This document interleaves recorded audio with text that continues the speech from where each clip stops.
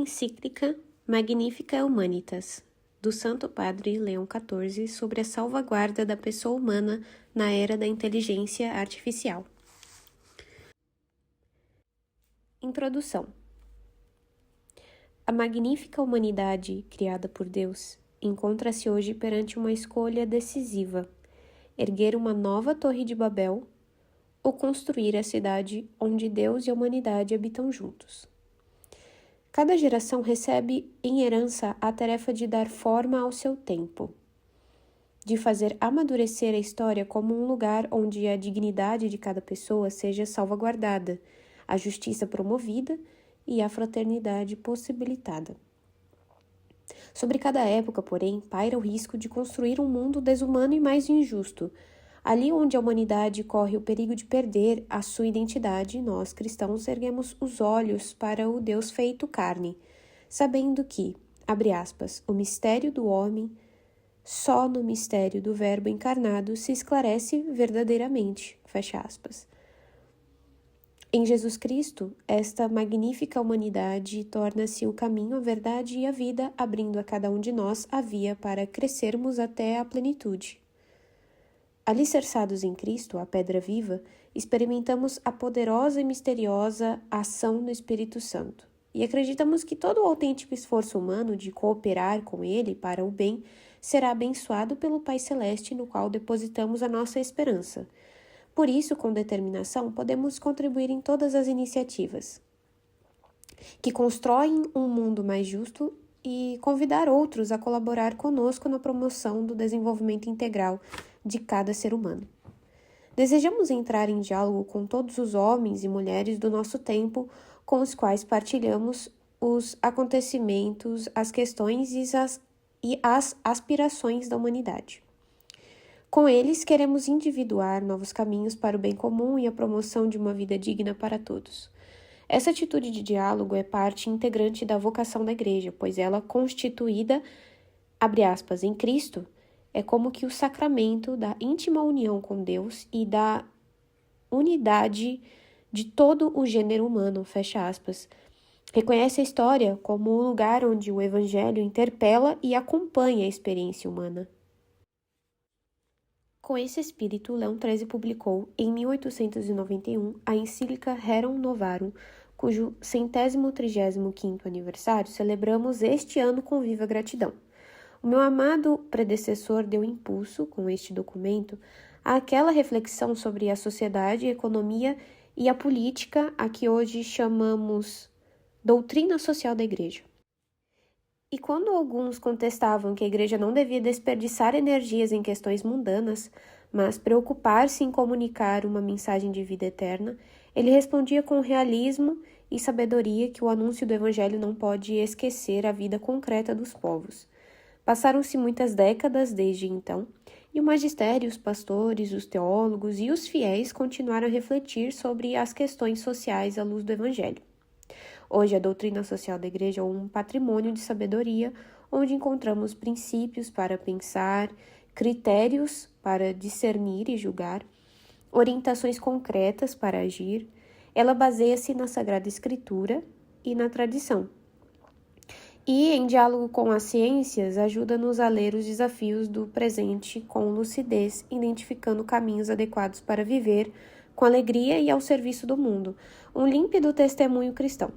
Não se trata de um conjunto estático de conceitos, mas de um corpus vivo de verdades que preserva e interpreta a vocação da humanidade à vida plena e justa. Desejo, portanto, juntar a minha voz a esta tradição viva, invocando a ajuda do Espírito de sabedoria, que habita o mundo desde os seus primórdios. A res novae de nosso tempo. Se na sua época, Leão XIII falava de novas questões, Rerum Novarum, hoje não podemos simplesmente repetir os seus preciosos ensinamentos, mas devemos pedir a Deus a sabedoria para interpretar as grandes tendências do nosso tempo, em particular os progressos da técnica.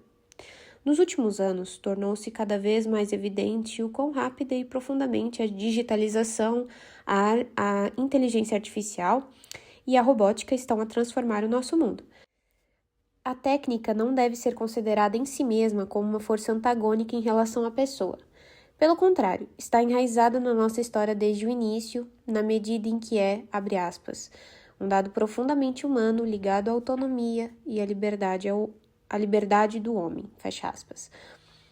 Ao longo dos séculos, o desenvolvimento tecnológico contribuiu para uma melhoria significativa das condições de vida da humanidade. Ao mesmo tempo, cada fase do progresso também revelou o lado ambíguo de instrumentos que, quando não orientados para o bem, são capazes de causar danos. Hoje, no entanto, estamos diante de uma situação nova em que o poder e a disseminação das tecnologias emergentes se inserem no curso da vida cotidiana, moldam os processos de decisão e incidem profundamente no imaginário coletivo. Abre aspas, nunca a humanidade teve tanto poder sobre si mesma, fecha aspas. As novas tecnologias abrem um horizonte alargado em direções que, embora imagináveis, não podemos ainda antever plenamente. Isso torna mais complexo avaliar o seu impacto, bem como os efeitos a longo prazo sobre a dignidade das pessoas e o bem comum.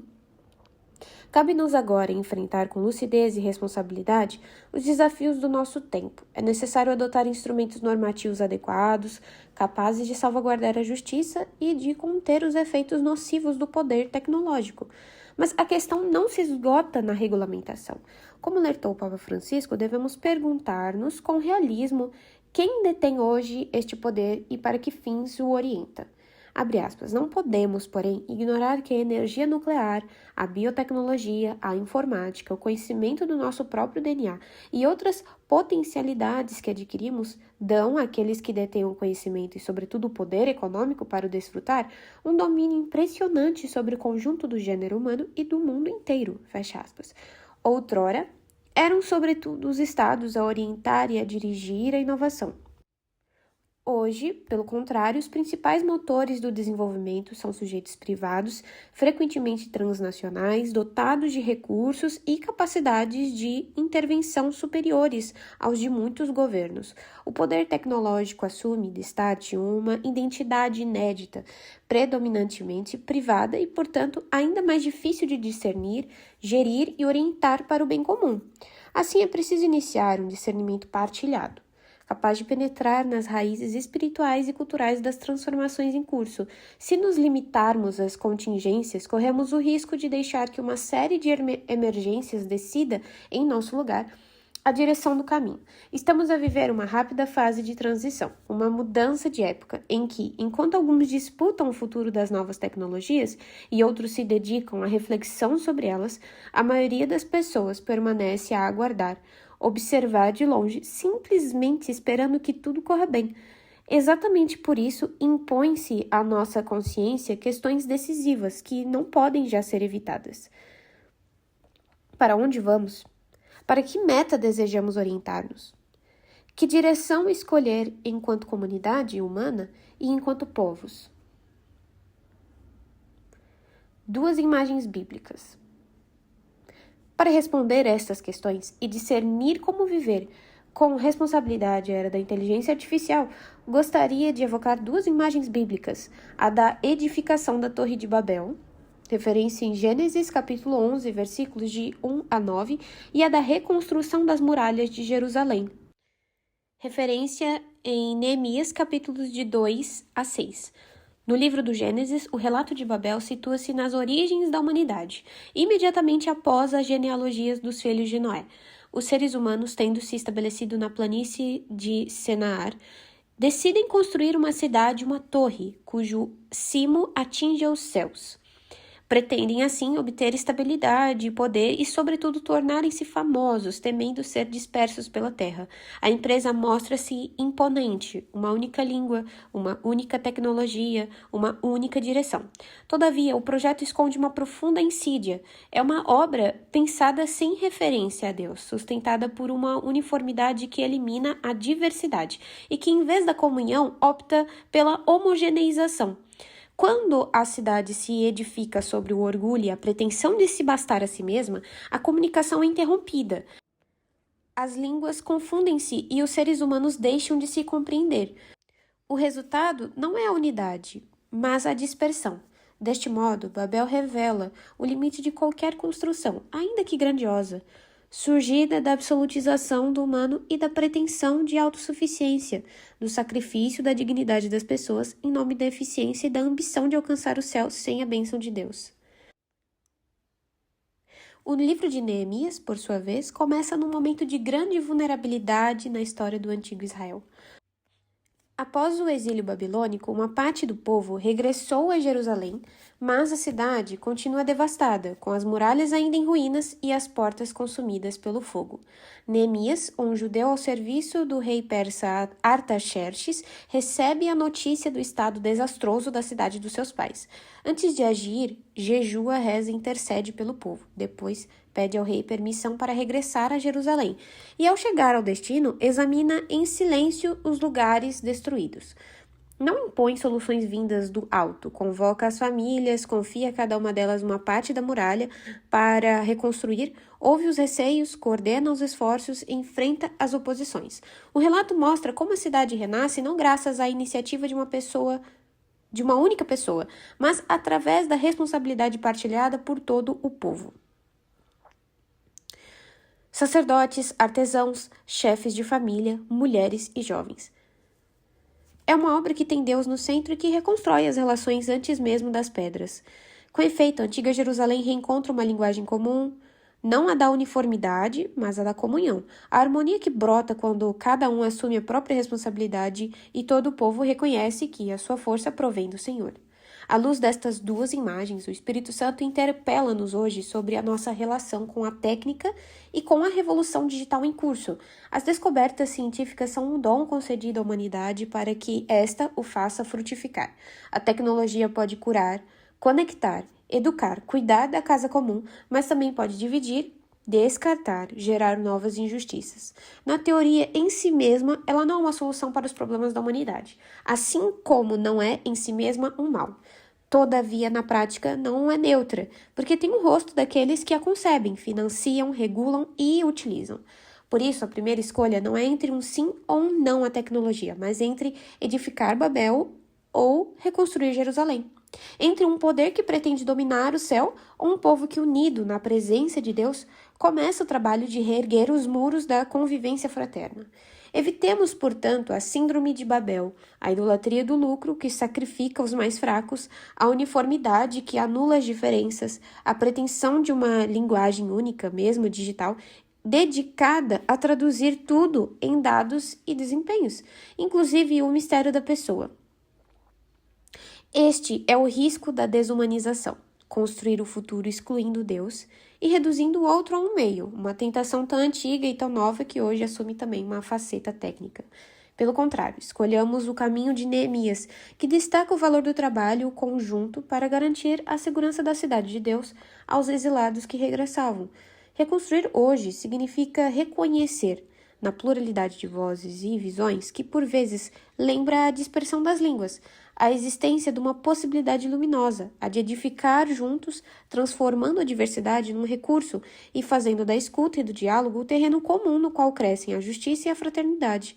No âmbito desta obra partilhada, os cristãos encontram a sua forma específica de construir. Orientar a ação para Deus, de modo que, à sua luz, o pluralismo não se disperse na desordem, mas, pela prática da sinodalidade, se torne um lugar onde a humanidade reencontra os seus sólidos alicerces e o seu fim último. No Apocalipse, João vê a Nova Jerusalém descer do céu de junto de Deus. Apocalipse, capítulo 21, versículo 2. Como um dom para toda a humanidade. Esta visão de graça constitui para nós cristãos um apelo a trabalhar juntos, cultivando uma coexistência pacífica, justa e digna nas cidades de hoje. Construir no bem. Construir uma cidade orientada para o bem comum exige, em primeiro lugar, edificar sobre a rocha da revelação com Deus. Reconhecer que a verdade do seu amor nos chama a uma vida em abundância, João capítulo 10, versículo 10, e a comunhão com Ele.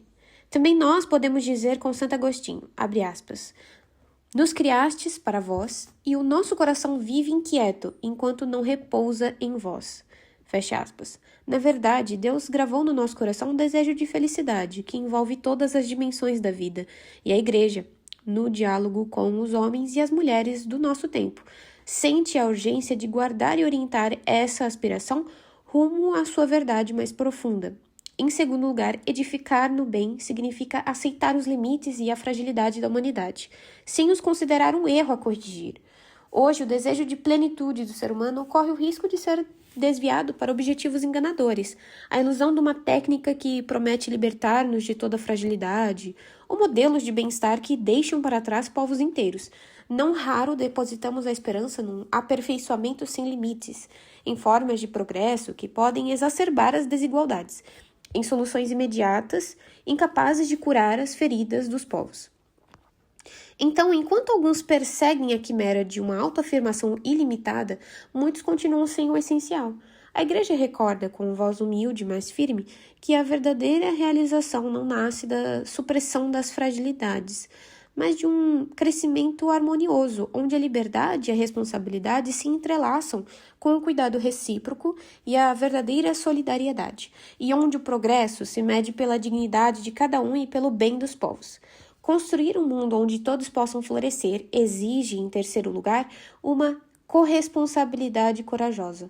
Nenhuma mão sozinha é suficiente para aguentar o peso dos desafios que assolam o mundo, e nenhuma mão é tão fraca que não possa dar o seu contributo. Abre aspas, a força manifesta-se na fraqueza, fecha aspas. 2 Coríntios, capítulo 12, versículo 9. A cada um o seu pedaço da muralha. Cientistas e estudiosos, empresários e trabalhadores, educadores e legisladores, sociedade civil, movimentos populares e comunidades de fé. Esta é a lógica da subsidiariedade, que valoriza a cooperação entre gerações, povos, disciplinas e culturas como caminho principal para fazer crescer a estabilidade, a prosperidade e a paz. As tensões e as diferenças não devem intimidar, pois, quando orientadas por uma responsabilidade comum, podem tornar-se forças criativas. Por fim, edificar no bem exige uma linguagem evangélica. Evitemos palavras que humilhem ou criem oposições. Escolhamos a clareza que ilumina e a franqueza que abre caminhos. Não abençoemos entusiasmos ingênuos, não alimentemos medos estéreis. Em vez disso, indiquemos critérios de discernimento, dignidade da pessoa, destinação universal dos bens, opção pelos pobres, cuidado da casa comum, paz, e transformemo-los em ações, planejamento responsável, avaliações de impacto humano e social, inclusão dos mais frágeis, alfabetização digital, pesquisa e indústria orientadas para a justiça e a paz. Permanecer humanos. No recente Jubileu Ordinário de 2025, caminhamos como peregrinos da esperança e fomos cumulados de graças. Fortalecidos por estes dons, podemos avançar com ânimo confiante perante as árduas tarefas e os exigentes desafios que se apresentam no nosso futuro. Na era da inteligência artificial, em que a dignidade humana corre o risco de ser ofuscada por novas formas de desumanização, temos o dever urgente de permanecer profundamente humanos, salvaguardando com amor essa magnífica humanidade, que nos foi plenamente dada e manifestada em Cristo, e que jamais alguma máquina poderá substituir no seu esplendor. O verdadeiro progresso nasce sempre de um coração aberto ao outro, de uma inteligência disponível para ouvir, de uma vontade que procura mais o que une do que o que separa. A todos os fiéis católicos, a todos os cristãos, a todos os homens e mulheres de boa vontade, dirijo um sentido apelo. Não tenhamos medo de sujar as mãos no canteiro de obras do nosso tempo. Como Neemias, rezemos, planifiquemos com sabedoria, trabalhemos com perseverança, recolocando Deus no horizonte do nosso agir e o ser humano no centro das nossas escolhas. Então, as pedras rejeitadas, os pobres, os doentes, os migrantes, os pequenos, tornar-se-ão a pedra angular, e na terra erguer-se-á uma sólida e acolhedora morada comum, onde o amor e a verdade finalmente se encontrarão e a justiça e a paz se beijarão. Referência em Salmos, capítulo 85, versículo 11. Esta é a bênção que imploramos de Deus e a tarefa que nos espera, ser construtores de comunhão, não arquitetos de Babel.